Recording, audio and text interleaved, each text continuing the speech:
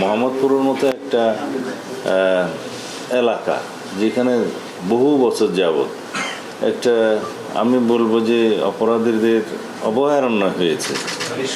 চিন্তার ঘটনা মোহাম্মদপুরে দিনে দুপুরে ঘটলো, উনি তো ওনার সাহসিকতার জন্য পুরস্কার দিলেন। এই ঘটনার ফলে সমাজে কি মেসেজ যায় যে এখনো চিন্তায় ঘটনা হচ্ছে এবং যেমন দিনে দুপুরে গিয়ে একটা মোবাইলের দোকানে হচ্ছে, এবং এই চিন্তার ঘটনা আপনার নিশ্চয়ই অনেক এই আসলে ঢাকা শহরে আরো হচ্ছে, এটা একটু বাড়ছে, এটা কি কারণ? আইন শৃঙ্খলা নিয়ে মানুষের সন্দেহ আছে, সরাসরি কি বলবেন? Number one. নাম্বার টু, এক নাম্বার বলি আগে, এতটা স্মরণ শক্তি নাই, আগে এক নাম্বার বলি, আগে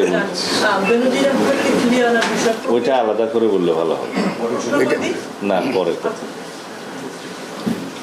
ইতিপূর্বে মোহাম্মদপুরে আর একটা ছিনতাইয়ের ঘটনা হয়েছিল, ওইখানেও এক ভদ্র মহিলার ব্যাগ ছিনিয়ে নেওয়া হয়েছে। সেটা 4 কি 5 ঘন্টার ভিতরে তার মালামাল সহ উদ্ধার করা হয়েছিল, আসামিকে গ্রেফতার করা হয়েছে। সেই ঘটনা আমরা এখানে আনি নাই। এরকম প্রতিনিয়তই আপনারাই মিডিয়ার মাধ্যমে এগুলো প্রচার করেছেন, এইভাবে সর্বত্র করা হচ্ছে। কিন্তু ওভারনাইট মোহাম্মদপুরের মতো একটা এলাকা যেখানে বহু বছর যাবৎ একটা আমি বলবো যে অপরাধীদের অভয়ারণ্য হয়েছে, সেটা ওভারনাইট নির্মূল করা সম্ভব হচ্ছে না। তবে আমরা কিছু পরিকল্পনা নিয়েছি, সেটা এখানে আমরা এখন বলতে চাই না, ফাঁস করতে চাই না। যে মোহাম্মদপুরকেও আমরা নিয়ন্ত্রণে নিয়ে আসবো ইনশাআল্লাহ, সেখানে অপরাধীদেরকে নির্মূল করা হবে পর্যায়ক্রমে। এটা পরিকল্পনার বিষয়, আমরা সেভাবে আগাবো।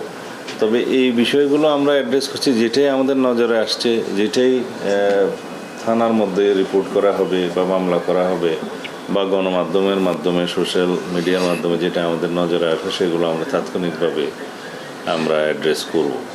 তো এইভাবে আমরা করে যাচ্ছি ইনশাআল্লাহ। এই পর্যন্ত বিগত 3 মাস 3.5 মাসে বাংলাদেশ পুলিশের যে অ্যাক্টিভিটিস, এখানে আমাদের আনন্দিত হওয়ার অনেক বিষয় আছে।